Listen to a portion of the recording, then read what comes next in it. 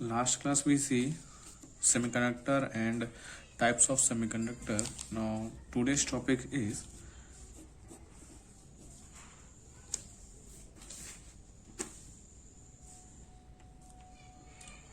law of mass action.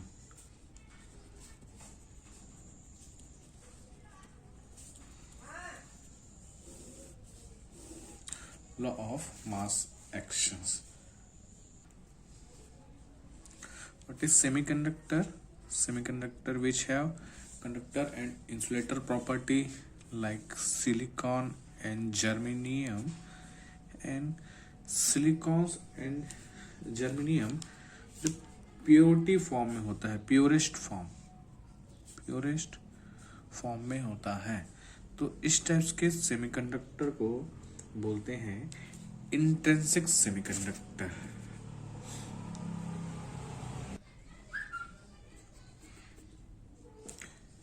Intrinsic semiconductor ना। If this pure form में, purest form में हम किसी की इम्प्योरिटीज मिक्स करते हैं तो उनसे जो सेमीकंडक्टर बनता है, या इस इंट्रिंसिक सेमीकंडक्टर हम कुछ इम्प्योरिटी मिक्स करते हैं तो वो जो सेमीकंडक्टर बनता है उसको बोलते हैं extrinsic semiconductor. Extrinsic semiconductor is also had two types. One is N-type semiconductor and second is P-type semiconductor. Okay?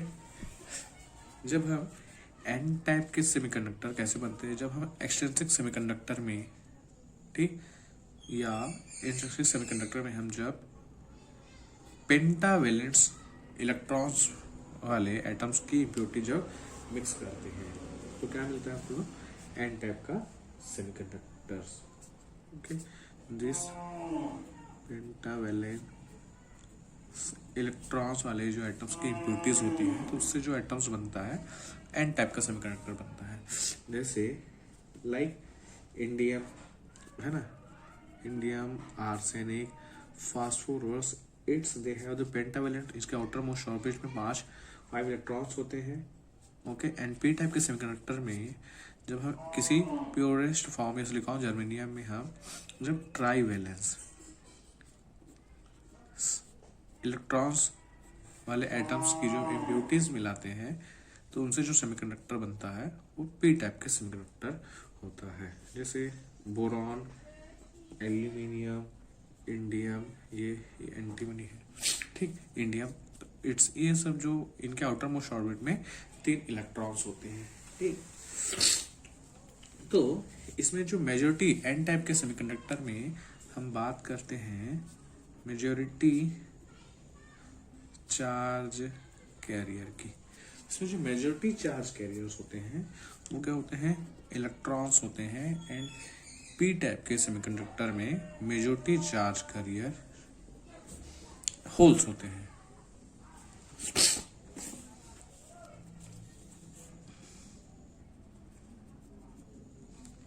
इस whole, now see the energy band.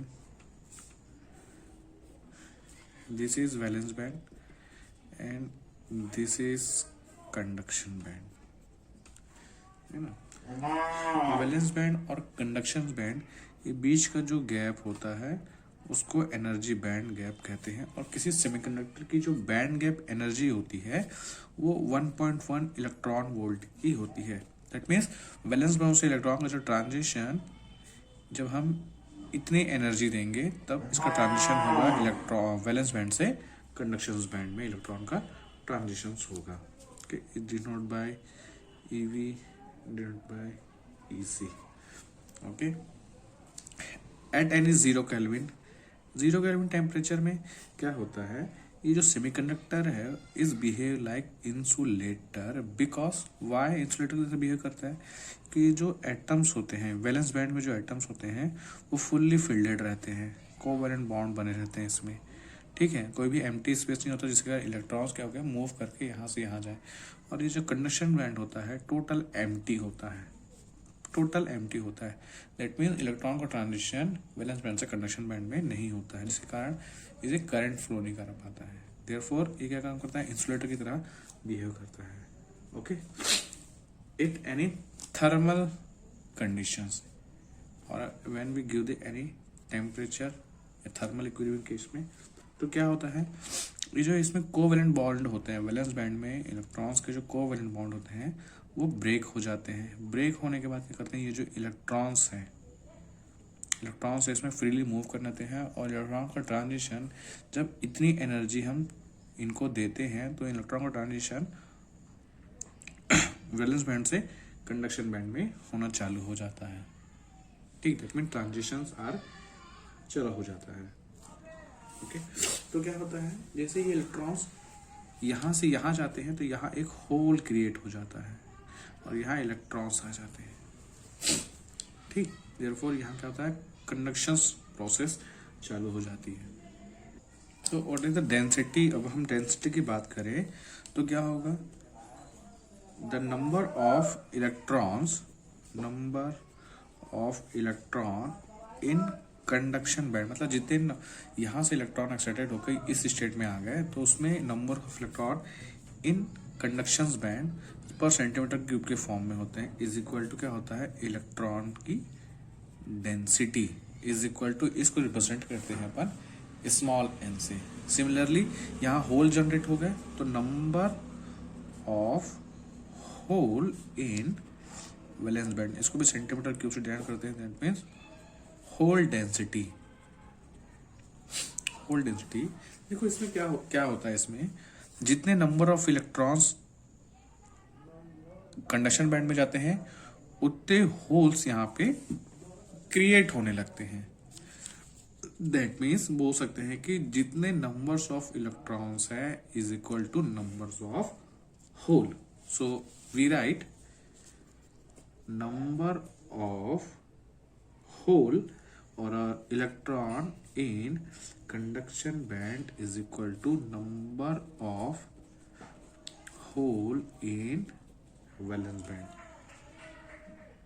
Or okay, so what we write, n is equal to p, and this n is equal to p is equal to ni.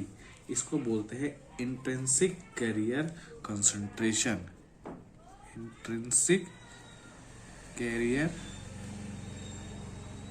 Concentration, इसको define करते हैं NI से, ठीक। इसकी जो value होती है वो सिलिकॉन और जर्मेनियम की केस में अलग होता है। सिलिकॉन की केस में देखें तो इसकी जो वैल्यू होती है 1.5 इंटू 10 टू द पावर 16 होती है एंड जर्मेनियम की केस में देखें तो इसकी value 2.4 into 10 to the power 19 होती है। इनकी वैल्यू इतनी होती है ना। Now the mass law actions, है ना, according to mass actions law, है ना, according to mass actions law under thermal equilibrium के केस में, अंडर थर्मल इक्विलिब्रियम के केस में क्या होता है, जो प्रोडक्ट होता है, मतलब जो product of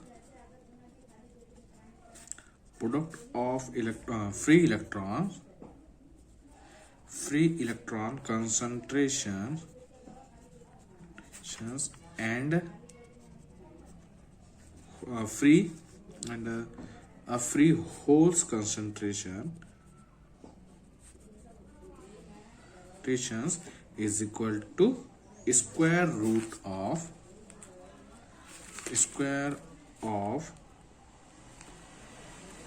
intrinsic carrier concentrations. That means ये जो फ्री ऑफ इलेक्ट्रॉन्स के concentrations हैं, okay, what is free electron concentrations is n, that means जो n है ना, this denoted by small n, okay, and a free holes concentration is denoted by P. इनका जो product होता है वो square of intrinsic carrier construction के square के इक्वल टू होता है। ठीक, ये है क्या है अपना मास एक्शंस लॉ। तो हाउ टू प्रूफ, देखो the rate of generation of carrier charge, जो कैरियर चार्ज जो जनरेट हुए, the rate of generations of charge carriers is denoted by capital G, and the rate of recombination